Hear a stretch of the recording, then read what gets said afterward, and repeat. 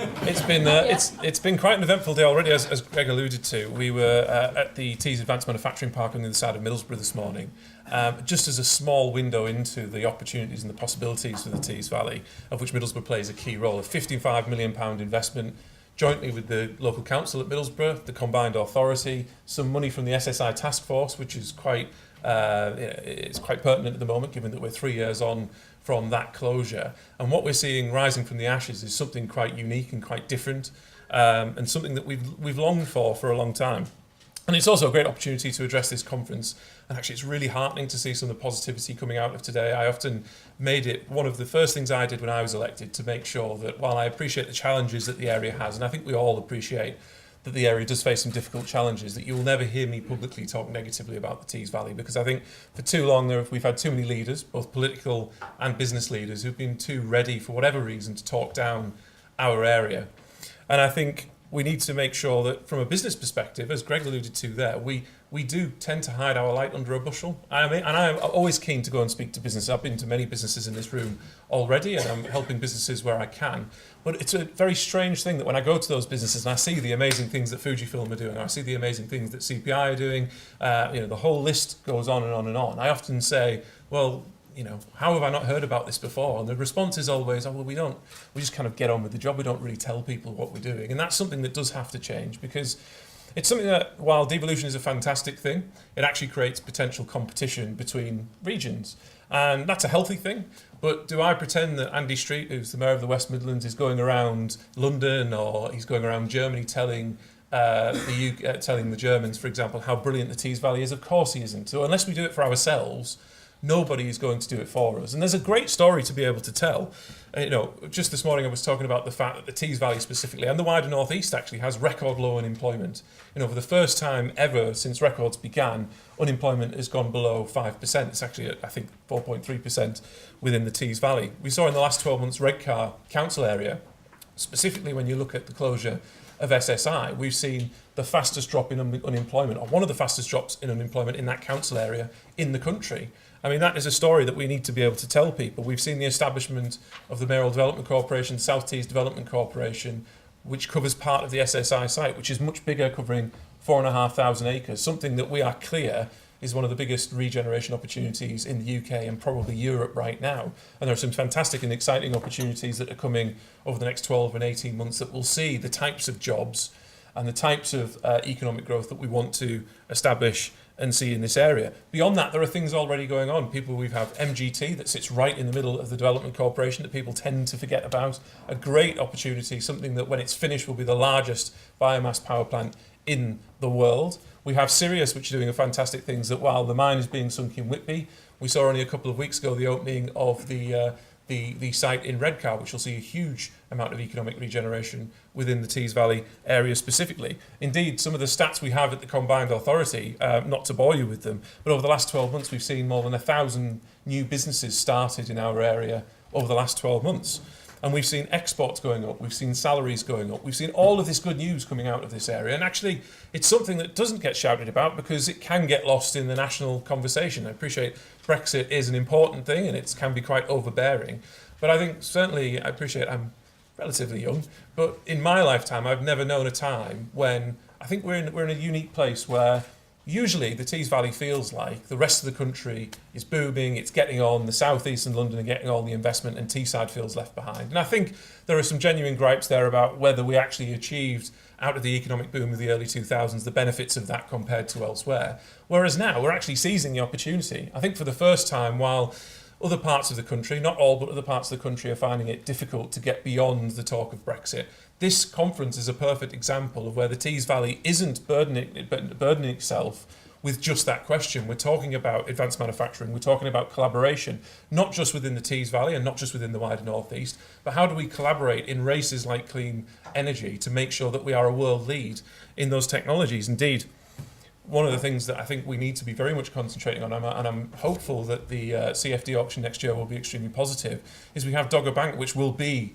the world's largest wind farm right off our coast. It already has permission to land itself in Lackenby, in Wilton over in Redcar. that is something that we should be able to capture and cluster, not just for the Tees Valley, but for the North East, as in Blyth and down to Sheffield and down to the Humber as well. That is something that over the next 30, 40, 50 years, the North East, not just within the UK, but the North East could solidify itself as a leading cluster internationally. There are already, I understand, very early conversations ongoing with an even bigger wind farm off North America, and some of the big leading companies, whether it's Equinor, Energy and other players within the market, would potentially, if we can get this right, service those new manufacturing fields and wind farm fields from the northeast, if we can get this right. And the one thing I don't want to see, because we can't be complacent, because there are lots of other fantastic things we can talk about, but the last thing I'd want to see is us be here in 10 or 15 years' time, looking back and thinking, what if? Because this is a massive opportunity for us and we need to make sure we grasp it with both hands. And it's right, I can stand here all day and talk about how brilliant the Tees Valley is, and I try and talk about it all the time, but I can't do it by myself. Businesses need to get involved.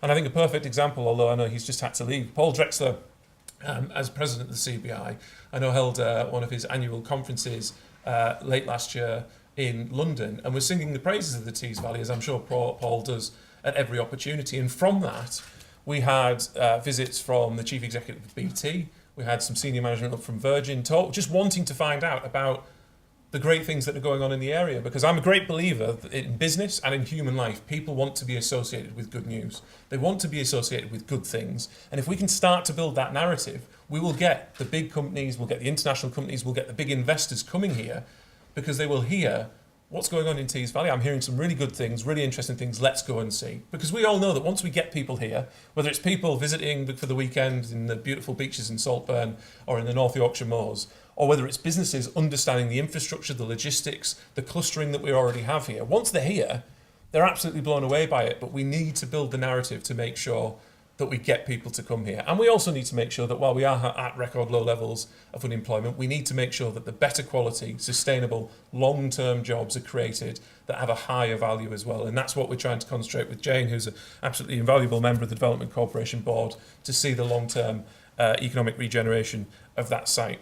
And I think something that I don't think it was touched upon here, because maybe it's not necessarily relevant for this conference, but it's amazing to go to a meeting with any business and not hear the word skills come up and talking about the need to be able to sustain the jobs that are coming down the line. And I must say, working with the university, the local colleges, who have a clear focus on delivering for our strategic economic plan that links in with our regional priorities, that links in with the industrial strategy, hopefully when we agree at some point next year on a local industrial strategy with central government, it gives us a very clear direction from a local level and education level to make sure that the thousands of jobs that are needing to be created to be able to fulfill the requirements on, for example, just the Dogger Bank wind farm alone, or in Sirius alone, that there is a supply chain of people being able to reskill, but also people coming through our education system that can see a pathway for a career, a life, and somewhere to live and establish their life and family life in the Tees Valley. And we need to stop people from having, and our local people establishing this mindset that to succeed,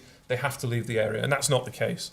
And I think one of the big challenges that we do face, which I also think is the single biggest opportunity we have in the Tees Valley, is the fact that the government and internationally we have set ourselves some very ambitious carbon targets to meet our climate change requirements. And the UK have been a lead on that. And I know Greg and Claire Perry, who is also a minister in Bays, have been doing a lot of work on this. And that's where the clean energy, low carbon industry comes into it. And whether it's by look of industry or whether it's by look of geography, we are perfectly placed to be able to capture that. Everybody knows in this room that the Tees Valley produces more than 50% of the UK's hydrogen. If we cannot capture those clean technologies and the clustering effect, whether it be Semcor, SABIC, Fujifilm Diosynth, and everybody in between, to be able to cluster that technology here, to be a UK and a world lead in clean technologies for hydrogen, then we're doing something wrong. So we need to grasp that with both hands. And off the back of that, we also need to realise that a big challenge is that the Development Corporation site, the industry that we have here, the chemical works that we have here, are high energy intensive sites. They do emit a lot of carbon, and so we need to make sure that we're working on projects like carbon capture and storage to make sure that we do deliver for the Tees Valley. Because we don't have a choice in low carbon technologies, because if we stand still, given the targets that the UK rightly have set themselves, then the industry will not be there in 20, 30 and 40 years' time. So it's not a choice of the status quo for us. We have to move into these new technologies, and there are some great opportunities to do so. But I also think it would be wrong of me not to at least mention Brexit, given that we are here.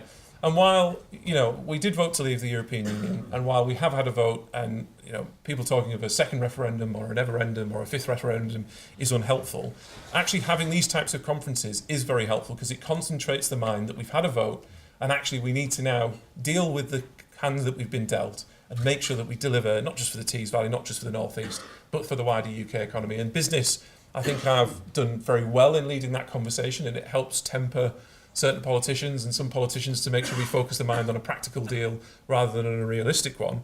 But also, I think in my role, I wouldn't be doing my job properly if we weren't trying to prepare ourselves within the Tees Valley. Now, thankfully, the Brexit negotiations are well above my pay grade, so I don't have to deal with that. But one of the things that is quite exciting, and I don't know what the final deal is going to be, and I'm sure that a deal and a good deal will come out of it. But we are making preparations for that. And one of the things that we're looking at are different types of, for example, free ports that may come out that may be able to be established, whatever our settled relationship with the European Union.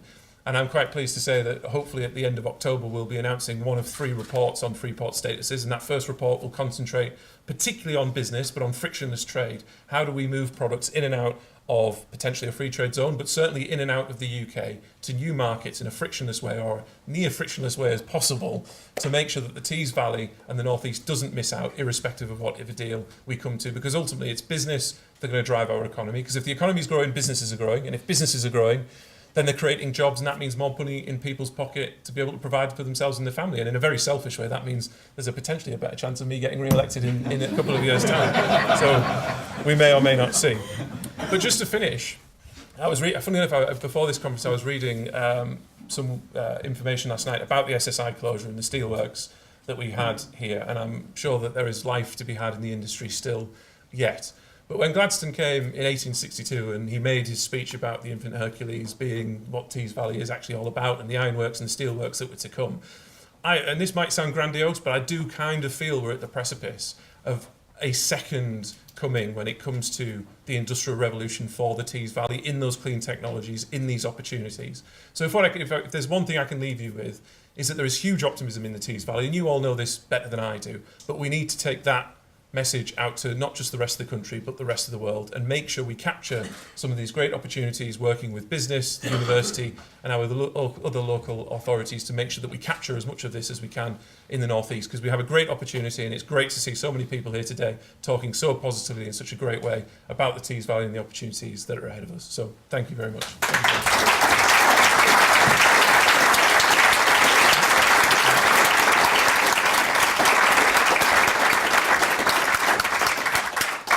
For that passionate speech. You've ruined my timekeeping, but I'll forgive you for that.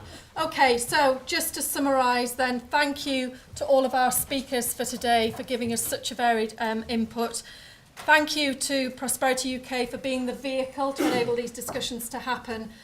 And thank you all to Tashama from Fingerprint Events for facilitating all of this to enable it to happen as well. And also thank you to my awesome team of colleagues here at Teesside University who have just been there in the background to enable this to happen.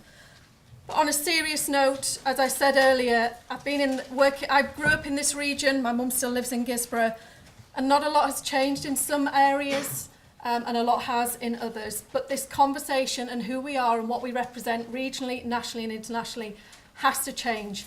And I will be in touch with you to take this conversation and have strategic approaches to how we play on that world stage. And I'm quite a determined woman, so I will not let this go. And GDPR aside, we've got all of your contact details. So thank you for that. And if I may just finish, I was at Virgin Money last week for CBI Regional Council. Sarah's here, great conversation there. But we were all given a little red book when I sat down. And on the front there's a quote that says, "Every great movement in the world starts with a tiny group of people who simply refuse to accept a situation." And that's Sir Richard Branson. And I think all the nodding of heads today, it's about time we started to get our act together around what we stand for as a region and collaborate. And again, that to be led by business. And I'm very happy, Graham, to facilitate and drive that. So thank you again for being here and for engaging so fully. Lunch is served outside. Greg is around for about 10 minutes if you want to have some further conversations with him, as is Ben. But please, thank you. We will be in touch. And thank you for coming today and making this so successful.